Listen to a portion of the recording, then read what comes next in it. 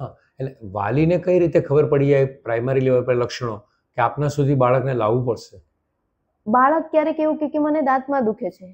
તમે જ્યારે બાળકને બ્રશ કરાવતા હોય ત્યારે તમને બ્રાઉન કલર કે બ્લેક કલરનો કોઈ પણ સડો જી. દેખાય.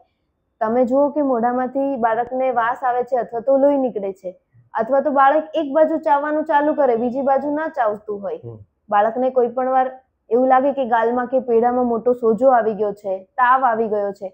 તાવ પણ દાંતના દુખાવાને લીધે પણ હોઈ શકે છે. પ્લસ દાંત આડાઅવળા હોય, દેખાવ ખરાબ લાગતો હોય, જી.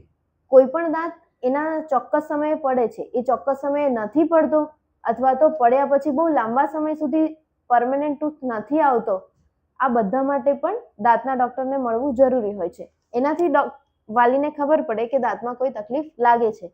પ્લસ ધારો કે બાળક તમારું છે એ મોઢું ખુલ્લું રાખીને સૂવે છે જી. તો પણ એક તકલીફ કહેવાય છે. એનાથી પણ દાંતમાં તકલીફો થઈ શકે છે. બાળક તમારું અંગૂઠો ચૂસતું હોય એના લીધે પણ તમારા દાંતમાં તકલીફ થાય તો એના માટે પણ વાલીએ સજાગ રહેવું જોઈએ.